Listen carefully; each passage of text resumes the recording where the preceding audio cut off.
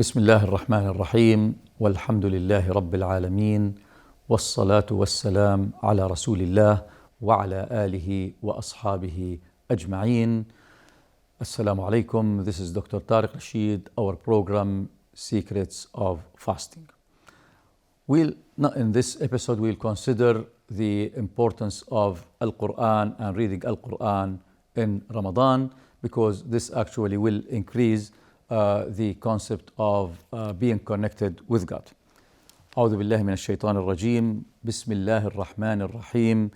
الله أنزل أحسن الحديث كتابا متشابها مثاني تقشعر منه جلود الذين يخشون ربهم ثم تلين جلودهم وقلوبهم إلى ذكر الله ذلك هدى الله يهدي به من يشاء ومن يضلل الله فما له من هاد. So the whole concept of Al-Quran is for at-taqwa, to increase the concept of being connected with God. And usually in Ramadan, it's highly recommended to understand the concept of Al-Quran and try to apply in our lives. وقال عليه الصلاة والسلام الماهر بالقرآن مع السفرة الكرام البررة. So our Prophet Muhammad said that if you practice reading Quran and you become one of the people who are totally connected with the Quran, this is a high level in heaven once we meet God and we inshallah go to heaven all. Ramadan is a school, and in this school the main book in this school is Al-Quran, so we have to learn and apply Al-Quran in our lives. Now, also, what are the best practices? We started the last episode with the best practices. The second best practice is to attend lessons or seminars that will help you to understand more about Ramadan. And usually in Ramadan you will find several societies or organizations or mosques that they do some sort of halaqat or seminars that will allow people to attend and share in discussions to understand more about Ramadan. So it is a recommended practice actually to attend such seminars and to discuss with people trying to understand more about Ramadan. What is the best practice also? Number 3 is relation to be effective through gathering. So the idea of Ramadan is to go and visit people and be connected with others. Sit with your wife, sit with your husband, sit with your kids, with your children, with your relatives. The idea is to discuss more about Ramadan, its conditions, its importance, its precedences, and so on. So this will encourage people to get connected to Ramadan, and we recommend that fathers and mothers be discussing with their kids and children the importance of this holy month. Because of this, they will start attending, for example, discussions for Ramadan. They start following their mothers and fathers in practicing the best practice in Ramadan. أعوذ بالله من الشيطان الرجيم. بسم الله الرحمن الرحيم. قال تعالى واعبدوا الله ولا تشركوا به شيئا وبالوالدين إحسانا وبذي القربى. Another best practice is Silatul Rahm.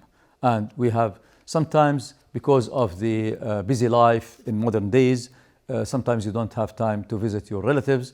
And in Ramadan, because you have some sort of time, in such a case, we recommend that Silatul Rahm, increase visits to other people and especially your relatives. Even if you have problems or misunderstanding during the year with your relatives, it's a chance in Ramadan to clarify all these issues, to get closer to people, to be connected with them. And in Ramadan, remember that it is forgiving, so you can forgive people for their mistakes. And this is a chance to be connected again with your relatives. صلة الرحم الأرحام. قال عليه الصلاة والسلام إن الله خلق الخلق حتى إذا فرغ منهم قامت الرحم فقالت هذا مقام العائد من القطيعة. قال نعم. ما ترضين أن أصل من وصلك وأقطع من قطعك؟ قالت بلى. قال لك ذلك. When Ar-Rahim was created, God promised that if you connect with your Ar-Rahim and relatives, God will connect you with all others. But if you spread Ar-Rahim and you did not visit Arham, you will suffer a lot. Hopefully, we will all practice visiting our relatives. Also, the best practices in Ramadan to remember that all your senses are fasting. So the eyes are fasting from looking to things that are prohibited to look at, your ears are fasting, your tongue is fasting, your hands, your legs, and the most important is your heart, which is totally connected. And again, one of the most important values in Ramadan is to increase at-taqwa. And our Prophet Muhammad said, at-taqwa ha-huna. It's in the heart, as our Prophet mentioned, at-taqwa ha-huna. And usually the heart is the main issue in Ramadan. Once you are connected to your heart with your God, this is the idea of spiritual connection, and at-taqwa is increased through this. But this is the best practices. But we found that some people practice bad practices that we recommend to stop such bad practices in Ramadan. It become actually some sort of habitual actions. So what are the bad practices that we are recommended to stop practicing? Some people reverse day and night. You will find them all day sleeping because of fasting, then all night they are waking up and sometimes actually wasting time. So this is not the idea of Ramadan, is to reverse the concept of day and night. It's jihad. Jihad means that you are patient, you practice this patience, you practice fasting during the day, you feel Ramadan during the day. So actually lots of youth now reverse the concept of night and day during Ramadan. We encourage the youth to stop practicing this. And also some people, although maybe mature people, practice reversing nights and days. Bad practice is not to go to mosque to practice all sunnah, at-Tarawih, al-I'tikaf, because some people have the excuse that they don't have time, and actually even if they have time, laziness is always there. So this is a bad practice. Try your best to be engaged in al-Jama'ah, in praying in mosque, in Ramadan. This will increase actually your connectivity with God as well with people.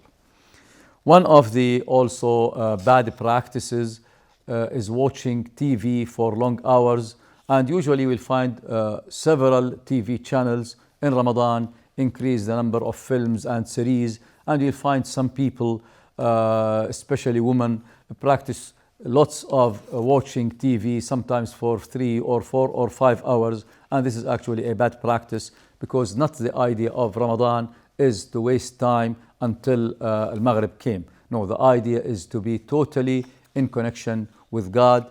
It's a chance. We have to invest this chance in order we can get all the benefits from Ramadan and its all precedence and merits. Also, one of the bad practices is exaggerating al-iftar invitations. So you'll find every day we have invitations, we go this here. It's good to go for invitations to connect with people, but exaggerating the number of invitations. Some families, they find every day they have visitors in Ramadan, every day and night, and this will make the wife tired in preparing this type of dinner and iftar for them. So this is not a good practice to exaggerate the invitations for people. We recommend that we connect with people. We recommend that you go and give iftar for people, for poor people especially, but exaggeration is highly prohibited because it will spend hours and times and even expensive for some families. And in addition, it will affect actually praying, affect doing Taraweeh, al-I'tikaf, because you are committed with your visitors, and this will, you lose the chance to follow al-Jama'ah and go to mosque. بسم الله الرحمن الرحيم وكلوا واشربوا ولا تسرفوا إنه لا يحب المسرفين. So God does not encourage us to spend much on invitations and even money. This is a bad practice. We find that most families in some countries invest more in Ramadan, although Ramadan is the holy month for fasting. That is to stop spending several money in just for food. So these are bad practices, and we recommend also that in Ramadan, it's a skill. The skill of learning how to be patient. So invest in this by reading more about Ramadan, read about best practices. Some countries actually engage people in some projects and in some voluntary work to strengthen the relation between several societies and entities and individuals. And this is, again, it's a highly recommended practice. The youth have lots of activity, they have lots of passion, they have lots of power, so we can invest in this by engaging them to serve their society in Ramadan. It's a good practice. Now, as Ramadan is now finalizing its nights and days, and we are saying goodbye for Ramadan, Eid al-Fitr is approaching, so God always give the chance to all Muslims to celebrate after doing most important ibadat and arkan. So you'll find Eid al-Fitr coming after the event of Ramadan, Eid al-Adha coming after Hajj. So this is the chance, it's for celebration. So we celebrate that we obey our God during Ramadan, and this is the concept of Al-Eid, for celebration, and actually that we did what God asked us to do during Ramadan. So the idea of celebration, and there are some sort of a sunan to do and some things that to avoid doing during Eid al-Fitr. So what are the best sunnah to do in Eid al-Fitr? First, at-takbir. And takbir saying Allahu Akbar, Allahu Akbar, Allahu Akbar, walillah alhamd. So you repeat this starting from the last night of Ramadan till the end of Eid praying. You always at-takbir, Allahu Akbar, Allahu Akbar, Allahu Akbar, walhamdulillah. And you repeat this. Also, before going to Salat al-Eid, you have to take a bath. So to prepare for al-Eid praying. The third is you have to dress the best clothes that you have. And there is always a good tradition in most countries that celebrate Eid al-Adha that they start buying before Eid come new clothes, new dresses, and usually in order to let the children and the kids celebrate the coming Eid and feel happy. So it's highly recommended to get a new dress for Al-Eid to show that you are celebrating Eid al-Fitr. Also, you have, before going to Salat al-Eid, to put a good fragrance, to have a good smell, because you are gathering with other Muslims in Al-Eid. Eating at least some dates before going, because we are breaking the fast, we are celebrating Eid, so it's highly recommended and it's a sunnah to eat some dates before going to Eid praying. And while you are going to Eid praying, you in a loud voice, Allahu Akbar, Allahu Akbar, Allahu Akbar, at-takbir. This is a sunnah, and we have to practice this. Number 7, sunnah of Al-Eid is you change the track. While you go from one track, you get from another track, and this is highly recommended. And of course, Al-Eid is to be in the mosque. You pray Al-Eid in the mosque, so with other people, and you start actually congratulating them for achieving the benefits of Ramadan. تقبل الله منا ومنكم. It's a good practice. Also, it's a sunnah. And here, it's highly recommended to accompany your wife, your kids, to attend Eid praying, because all are celebrating the Eid and its benefits. Also, we have to listen to Al-Khutbah, and Al-Khutbah and Eid is usually after the Salat al-Eid. Listen deeply, understand, and usually in Khutbah al-Eid, the Imam discuss the conditions for Eid, recommend some steps to do during Eid, some good advice, and some things that not to practice during Eid. Usually this is the Khutbah al-Eid will be about. Also, shaking hands with the Muslims and saying تقبل الله منا ومنكم is a good practice that we are showing all type of celebrations.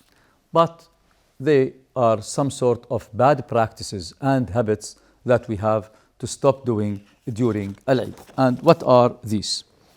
spending too much money on sweets, eating and drinking. The idea is this will affect your health.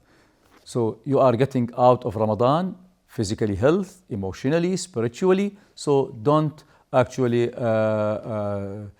pollute this type of physical fitness. So most practices in some families, they go for lots of sweets, lots of drinking and eating, and this is to be actually reduced in order to keep healthy. The second bad practice is going to visit tombs. It's not recommended to visit tombs in Eid al-Adha. You can visit dead people any time of the year, not specifically in Al-Eid, because we are celebrating. So our Prophet Muhammad recommended to visit tombs, al-maqabir, but not necessarily in Eid al-Fitr or Eid al-Adha, because some practices they do this and they remember that they have dead people only in Al-Eid. So dead people have left, they need our dua. This is the concept of Al-Eid.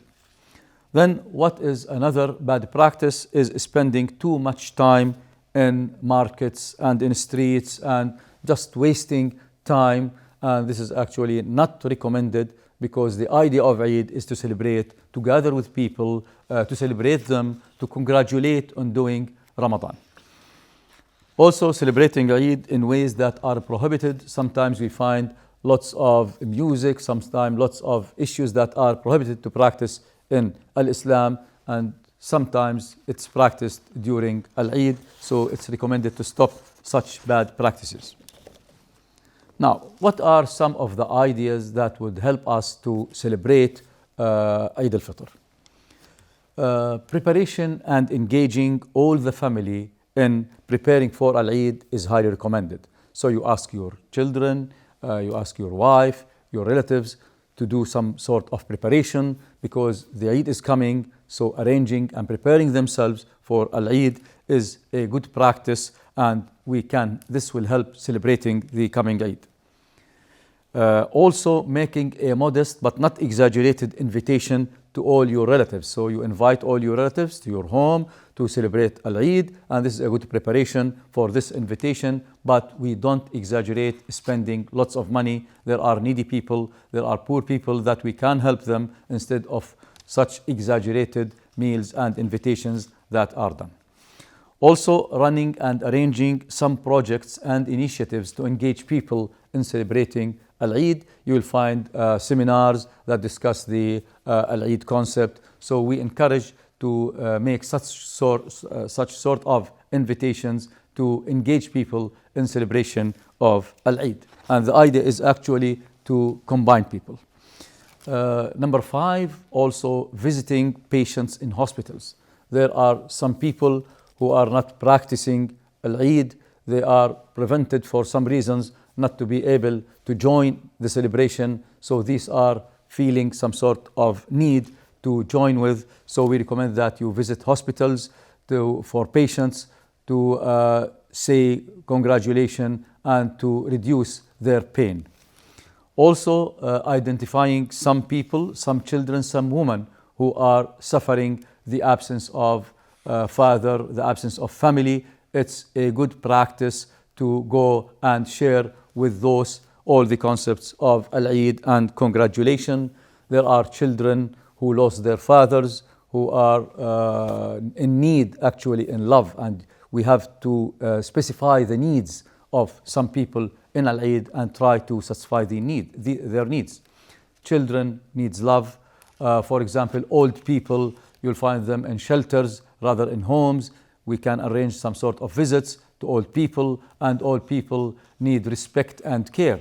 So this is a good practice to be with people in Ramadan, in Al-Eid, to join all people and try to satisfy their needs. Now, after Ramadan and Eid, what should we do? So this month is a very important month. It's a holy month. It's a chance from God to all Muslims to get all the benefits. So after we get of Ramadan and Al-Eid, we now start the lessons. What have we learned? And usually it's recommended practice to sit by yourself, discuss what benefits have I got from Ramadan? what issues that I did in this Ramadan, and it's must to do in next Ramadan. So this is what we call lessons learned. And usually we should prepare ourselves to get with ourselves to understand what have we done, what have we practiced, in order that the second year of coming Ramadan, we will go for good preparation for the coming Ramadan. And by this, our program Secrets of Fasting wish you all Muslims happy Eid and Holy Ramadan Mubarak to all of you. This is our program Secrets of Fasting. Wassalamu alaikum wa rahmatullahi wa barakatuh. This is Dr. Tareq Rasheed.